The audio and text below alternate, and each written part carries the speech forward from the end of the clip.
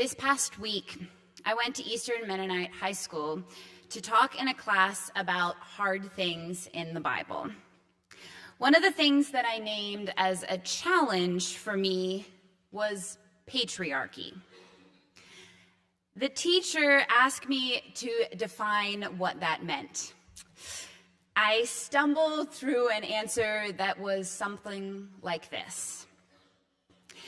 In the biblical times, men were seen as more important than women. Society was biased towards and elevated men, as well as telling the story from the male's perspective. Women are not included and often go unnamed. As we return to the start of the Bible with this new school year and with the narrative lectionary cycle beginning again, we are looking at the story of Abraham. One of the most important in a long line of patriarchs, or of men who are influential in the biblical story. God had started off trying to work with all of creation and all people. But that dream or project went off the rails pretty quickly.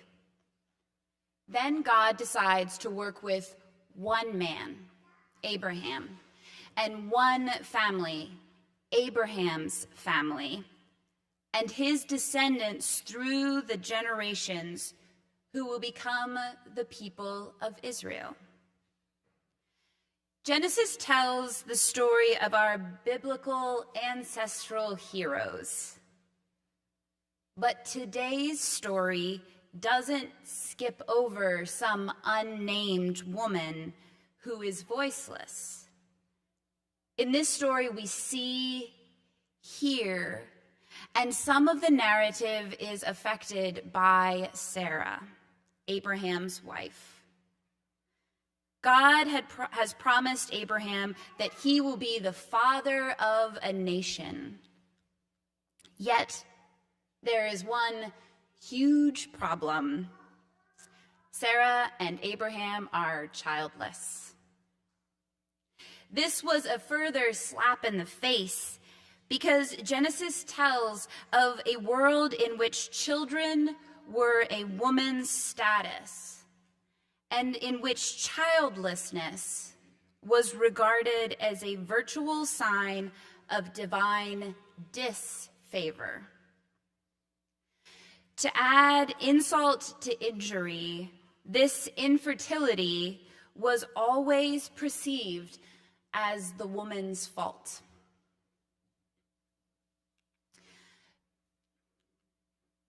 Maybe, am I pointing at the right place? Nope, sorry. The Woman's Bible Commentary notes that in Genesis that matriarchs have recurring narrative patterns. They are barren and then they become mothers. Virtually no hero worth his salt in Genesis is born under circumstances that are ordinary for his mother. It is the unusual and often initially infertile women who have special births. It is their sons who count in the ongoing tradition. These women mother nations and receive special communications about the child to be born.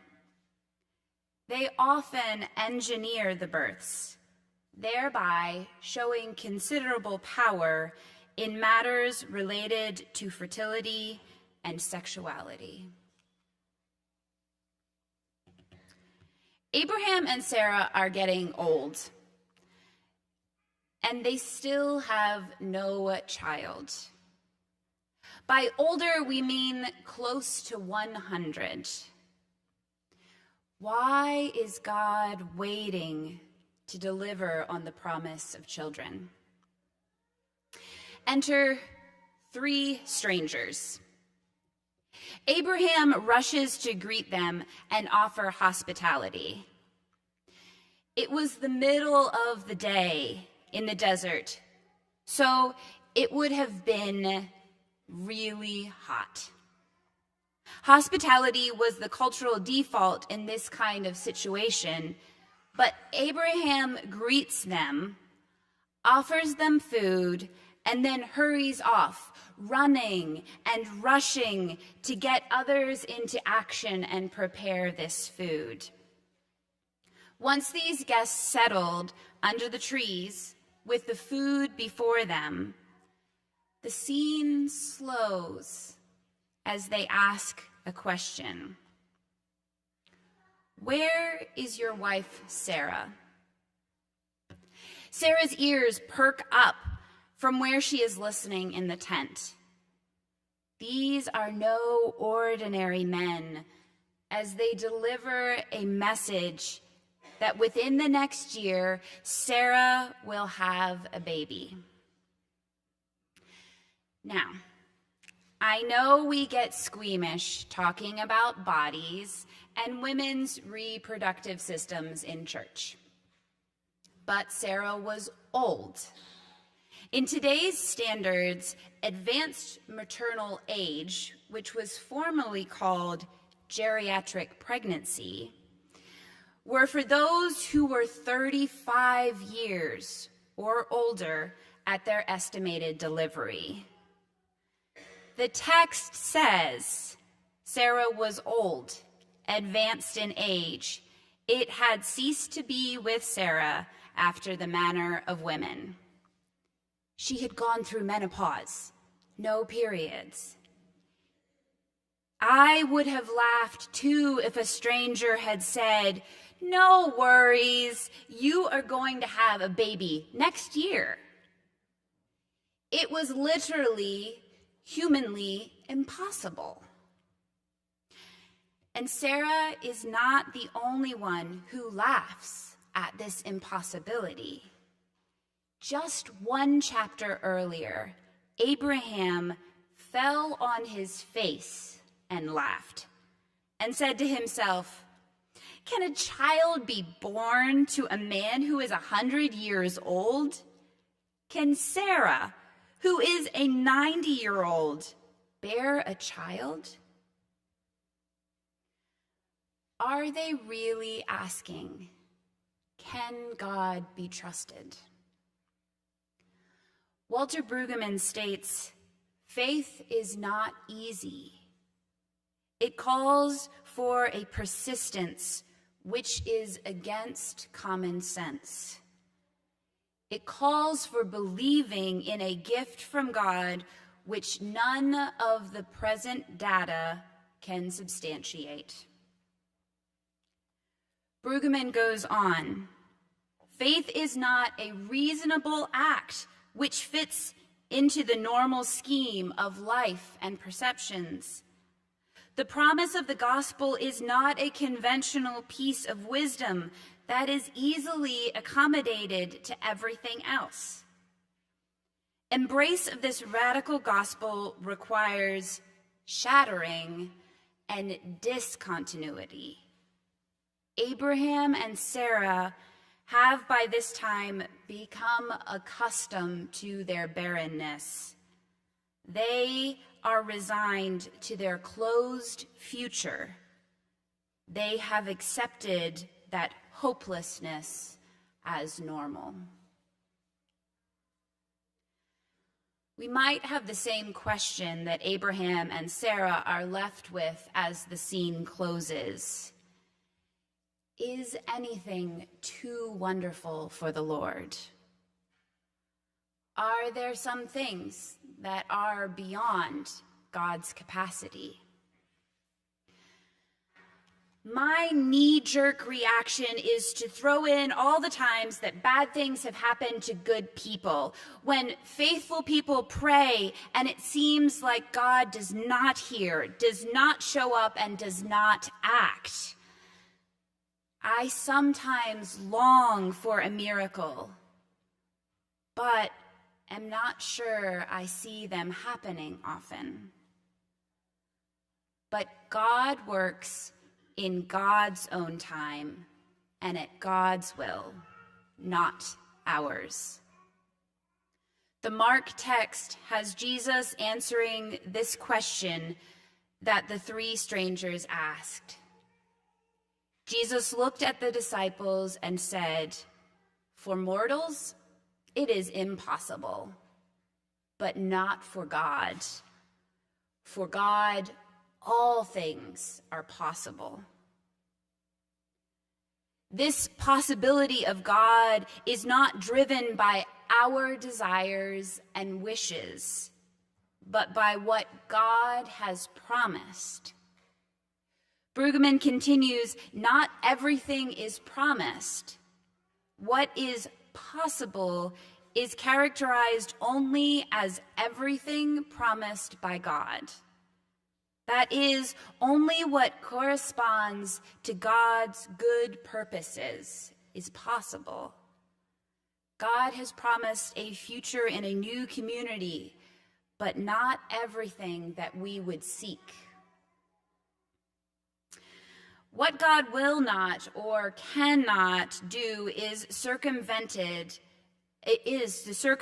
the reality of suffering, hurt, and the cross. Thus, our text does not permit a casual triumphalism that simply believes everything is possible. Because of the character of God, everything is possible for the one who stays through the dark night of barrenness with God. For Abraham and Sarah, there is no simple, painless route to an heir.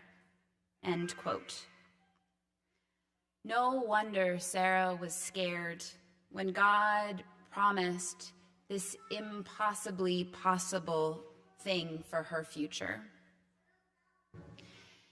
Maybe we, like Abraham and Sarah, take the promise into our own hands, forcing it, helping God along a little bit. When a baby didn't come, they forced Hagar into the middle of things, making the lives of all those involved more complicated and completely unbearable at points. It amazes me how often the Bible is waiting for a birth. We have whole seasons of the liturgical year that focus on this, waiting for God to act, for new life to show up, for the promise of a baby to be born. We want this to be easy, reliable, and straightforward, but that is rarely how God shows up. Again from Brueggemann, the problem of expressing this finely balanced gospel faithfully is the key problem of an incarnational faith. Life comes only through the promise. The promise comes only through the body of the hopeless ones. Like the birth of Jesus, Isaac's birth is announced by angels, but the birth is not apart from the tired, aged reality of Abraham and Sarah. The promise has fleshy fulfillment. And with that, we jump to chapter 21, which starts off saying in two different ways, God did what God said that God would do. God did the thing that God had promised. Sarah gets pregnant and gives birth to a baby boy who is named Isaac. Isaac means laughter. This impossible surprise yet promised birth brings laughter and joy instead of disbelief. Instead of feeling shame around her laughter at the shock of hearing that she would give birth at the age of 90, Sarah names her child Isaac to show her unexpected joy. To basically say to every person who meets him to have laughter and joy. Sarah says, God has brought laughter for me. Everyone who hears will laugh with me. A son comes from the couple who is as good as dead. There was in them no reason for hope. Where are we hopeless and waiting for God's call and promise? Can we rush to welcome God who promises and then disturbs us by how God follows God's promises? Do we keep welcoming a God who may bring a message that makes us laugh in discomfort at how God may turn our world upside down by showing up surprisingly? Can we wait on God's time in our lives? We ponder this as we join together in a confession.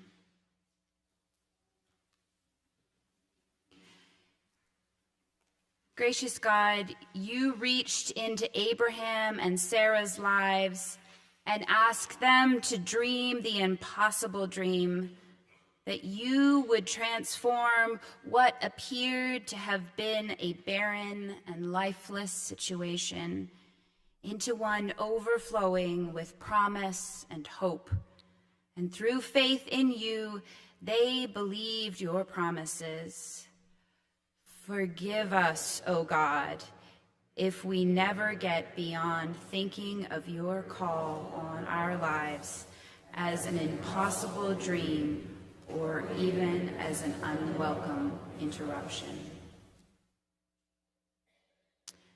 Faithful God, the Apostle Paul emphasizes Abraham's complete trust and faith in your promises and how he grew even stronger in faith, fully convinced of your ability to fulfill what had been promised. Forgive us, O God, when we find it hard even to hear your promises above commercial assurances of transformation, promises tempting us to trust the newest and trendiest products to realize our dreams. Merciful God, Jesus revealed the great depth of your love in his determination to defeat evil, even when this meant giving up his own life. Forgive us, O God, when we allow the power of evil to flourish, because we fear that taking up one's cross would be just too costly an exercise.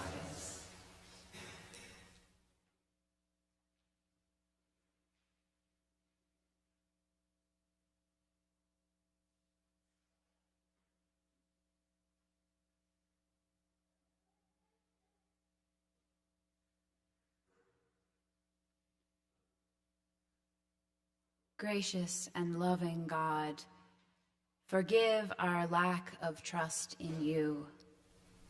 Have mercy on us and forgive us. Help us when we hesitate and strengthen us when we are weak. Breathe your Spirit afresh into our hearts and minds, our lives, so that we have the courage to follow Jesus wherever he takes us. Amen.